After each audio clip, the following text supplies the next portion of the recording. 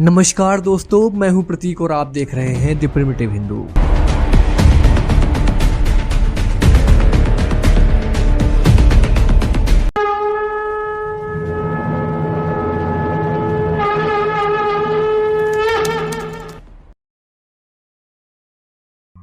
दोस्तों, भगवान श्री कृष्ण ने मथुरा वृंदावन को छोड़ने के बाद समुद्र तट पर द्वारिका नगरी बसाई थी। वही द्वारिका जो आज गुजरात की शान है।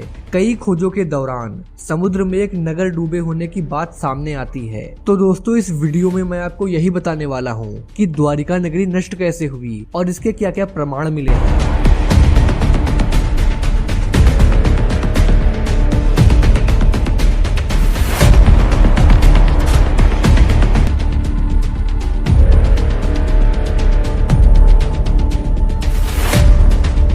दोस्तों, महाभारत के युद्ध में पांडवों की विजय हुई थी।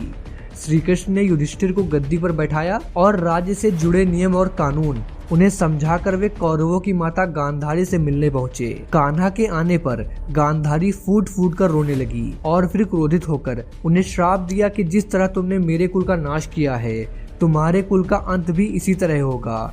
श्री कृष्ण साक्षात भगवान थे, चाहते तो इस श्राप को निष्फल कर सकते थे, लेकिन उन्होंने मानव रूप में लिए अपने जन्म का मान रखा और गांधारी को प्रणाम करके वहां से चले गए।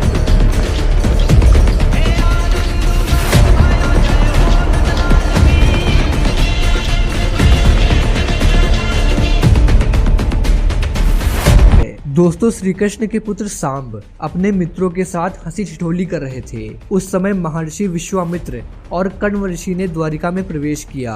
जब सांब के नवयुवक मित्रों की दृष्टि इन महान ऋषियों पर पड़ी तो वे इन पुण्य आत्माओं का अपमान कर बैठे। इन युवकों ने सांब को एक महिला के वेश में तैयार किया और महर्षि विश्वामित्र तथा कण्व ऋषि के सामने पहुंचकर उनसे बोले, ये स्त्री गर्भवती है, आप देखकर बताइए इसके गर्भ से क्या उत्पन्न होगा। दोनों ही ऋषि युवकों के इस परिहास से अत्यंत क्रोधित हुए और उन्होंने कहा कि इसके गर्भ से एक मूसल उत्पन्न होगा जिससे तुम जैसे दुष्ट, असभ्य और क्रूर लोग अपने समस्त कुल का नाश कर लेंगे। इस मूसल को राजा उग्रसेन ने समुद्र में फिकवा दिया।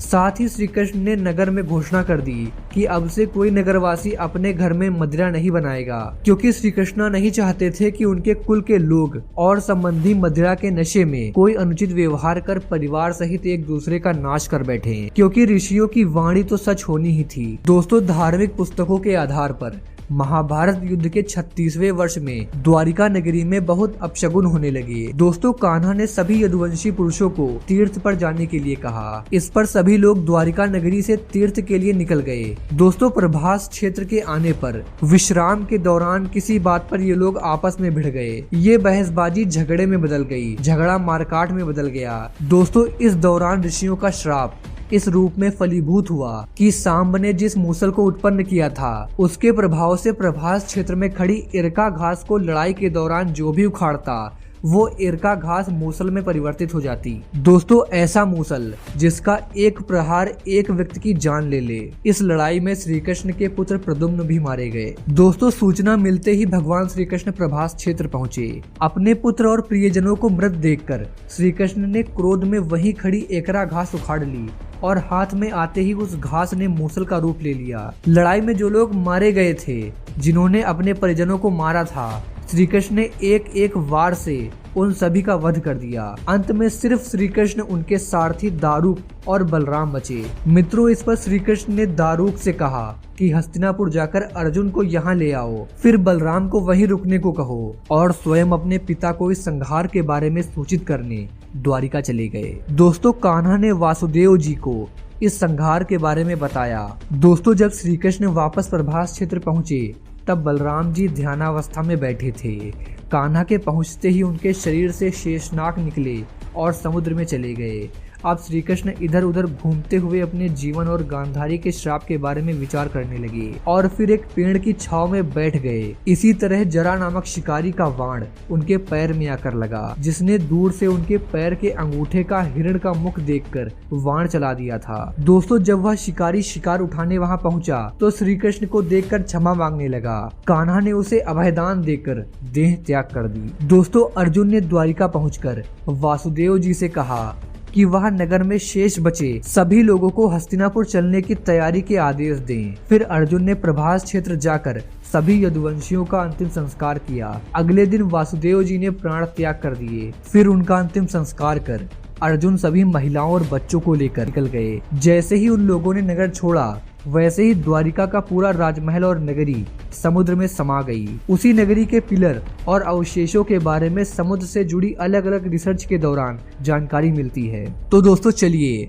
अब मैं आपको बताता हूँ कि वैज्ञानिकों को द्वारिका नगरी के बारे में कौन कौन से प्रमाण मिले हैं। दोस्तों स्कूबा डाइविंग के जरिए आप देख सकते हैं कि बेशक द्वारिका नगरी पूरी तरह से खंडित हो चुकी है, लेकिन इसके अवशेषों को देखने का उत्साह हमेशा से लोगों में रहा है। द्वारिकापुरी समुद्र में 60 से 80 फीट नीचे है। यहाँ स्कूबा डाइविंग के जरिए पहुंचा जा सकता है। दोस्तों ट्रेनर शांतिबाई बम्बानिया बताते हैं कि समुद्र के नीचे महाभारत कालीन इस रहस्यमयी दुनिया को देखना है तो पहले स्कूबा डाइविंग की ट्रेनिंग लेनी होगी। वैसे समुद्र के नीचे जाने की हिम्मत भी होनी चाहिए। अंडर वाटर यात्रा अपना एक अलग रोमांच होता है, लेकिन जब यह यात्रा किसी पौराणिक जगह से जुड़ी हो तो रोमांच दोगुना हो जाता है। द्वारिकापुरी के अवशेष अब भी समुद्र के नीचे मौजूद हैं। इनमें विशाल प्रतिमाओं के अवशेष, जंगली जानवरों की आकृतियां, बड़े बड़े द्वार और स्तंभ शामिल हैं। उल्लेखनीय है कि द्वारिकापुरी भारत के 7 प्राचीन नगरों में शुमार है। मित्रों सबसे पहले वायुसेना के पायलटों की नजर इस पर पड़ी। इसके बाद राष्ट्रीय समुद्र विज्ञान संस्थान ने सोनार टेक्निक से समुद्र के अंदर जाकर करीब 4000 वर्ग मीटर क्षेत्र में अपनी रिसर्च शुरू की। तब वहां द्वारिका नगरी के अस्तित्व का पता चला। वहां से लकड़ी, पत्थर और हड्डियों के हजारों साल पुराने अवशेष मिले थे। माना जाता है कि ये अवशेष महाभारत कालीन के हो सकते हैं। दोस्तों वैज्ञानिक रिसर्च में बताते हैं कि हिमयुग समाप्त होने के बाद समुद्र का जल स्तर बढ़ा था। इससे दुनिया भर के कई तटवर्ती शहर समुद्र में डूब गए। द्वारिका भी उनमें से एक है। दरअसल महाभारत का इतिहास 5000 साल पुराना है, जबकि हिमयुग 10,000 साल पहले समाप्त हो गया था। तो मित्रों आपको हमारे द्वारा बताई गई ये जानकारी कैसी लगी हमें कमेंट करके जरूर बताइए, और हिंदू धर्म से जुड़ी खबरों को देखने के लिए दी प्रिमिटिव हिंदू को सब्सक्राइब जरूर करें।